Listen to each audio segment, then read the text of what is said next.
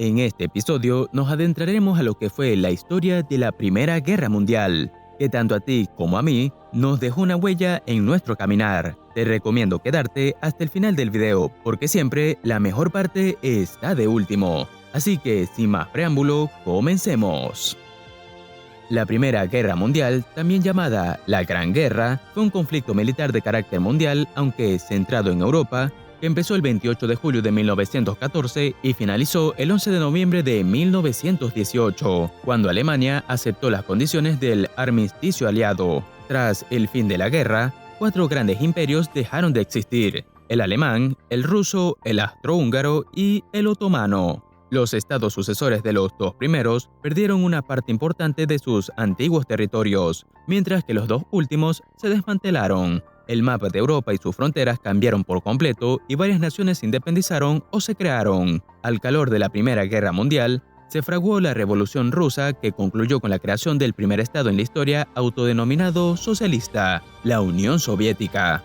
Tras 6 meses de negociaciones en la Conferencia de Paz de París, el 28 de junio de 1919, los países aliados firmaron el Tratado de Versalles con Alemania y otros a lo largo del siguiente año con cada una de las potencias derrotadas. Más de 9 millones de combatientes y 7 millones de civiles perdieron la vida, siendo este el 1% de la población mundial. Una cifra extraordinaria, dada la sofisticación tecnológica e industrial de los beligerantes. Es el quinto conflicto más mortífero de la historia de la humanidad. La convulsión que provocó la guerra allanó el camino a grandes cambios políticos, sociales y económicos, con revoluciones de un carácter nunca visto en varias de las naciones involucradas. Se fundó la Sociedad de Naciones, con el objetivo de evitar que un conflicto de tal magnitud se repitiese. Sin embargo, 2 décadas después, estalló la Segunda Guerra Mundial. Entre sus razones se pueden señalar el alza de los nacionalismos, una cierta debilidad de los estados democráticos, la humillación sentida por Alemania tras su derrota, las grandes crisis económicas y, sobre todo, el auge del fascismo.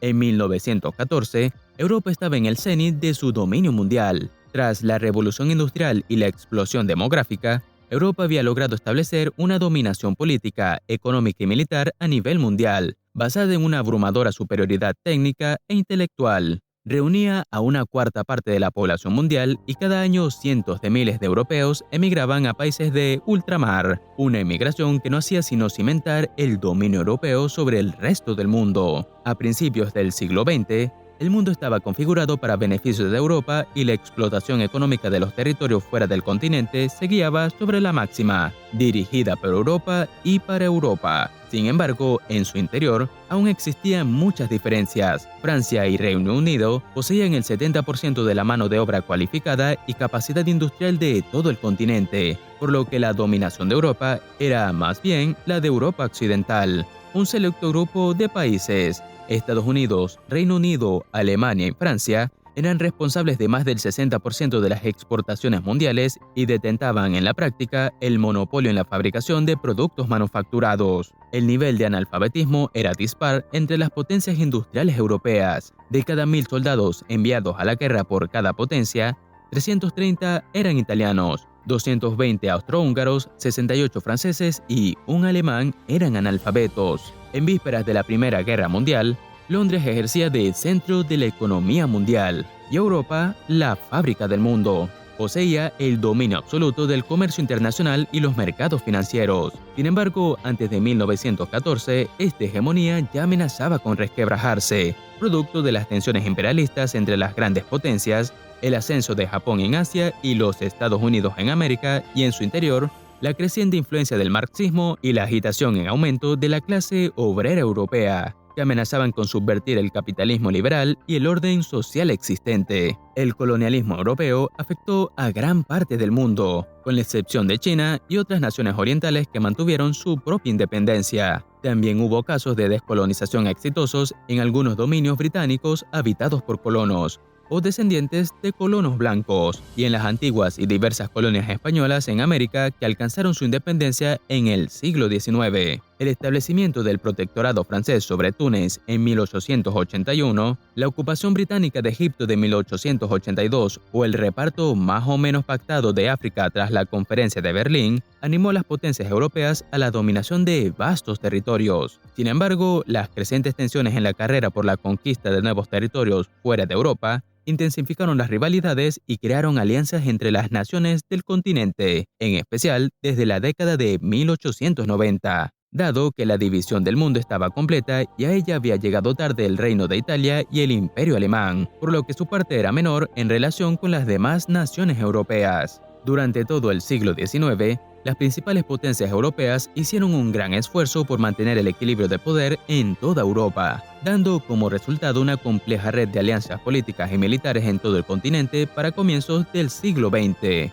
Aunque sus orígenes pueden remontarse a 1815, con la formación de la Santa Alianza entre Prusia, Austria y Rusia, fue en octubre de 1873, con la negociación de la Liga de los Tres Emperadores, cuando se empezó a fraguar el sistema de alianzas puesto en marcha durante la Gran Guerra. Ideado por el canciller alemán Otto von Bismarck, la Liga de los Tres Emperadores prometía ser una alianza entre las monarquías de Austria-Hungría, Rusia y Alemania, aunque finalmente fracasó por la falta de acuerdo entre Austria-Hungría y Rusia sobre la política a seguir en los Balcanes. Esto condujo a la formación de la doble alianza entre Austria-Hungría y Alemania en 1879, vista como una forma de contener la influencia rusa en los Balcanes, donde el Imperio Otomano continuaba debilitándose. En 1882, Italia se unió a la alianza, por lo que se convirtió en la Triple Alianza. A lo largo de su gobierno, Bismarck había trabajado por mantener a Rusia del lado alemán,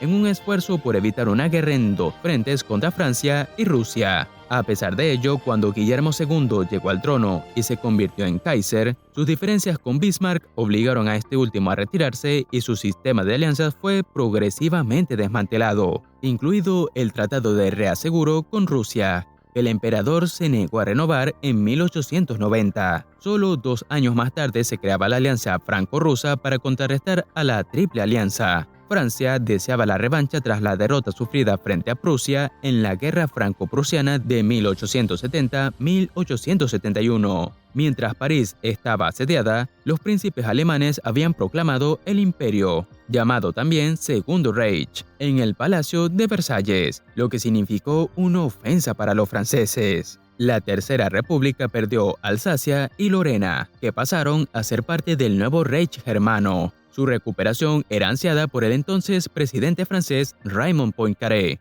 En general, las generaciones francesas de finales del siglo XIX y, sobre todo, los estamentos militares, crecieron con la idea nacionalista de vengar la afrenta recuperando esos territorios. Como ejemplo de los aires que se respiraban en Francia en 1914, solo un 1,5% de los reclutas del ejército francés se resistieron a la movilización, en comparación con el 30% de 1870.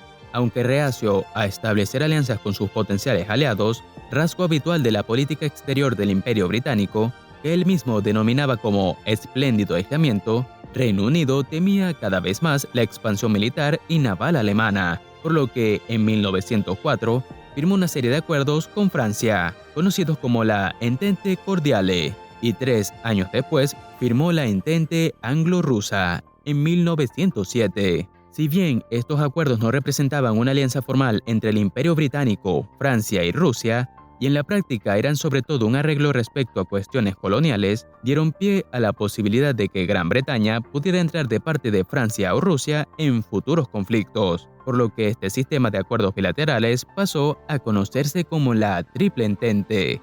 Y hasta aquí esta historia, que para unos hizo bien y para otros mal. Recuerda suscribirte y activar la campana de notificaciones para no perderte de nuestros nuevos videos. Nos vemos en la próxima.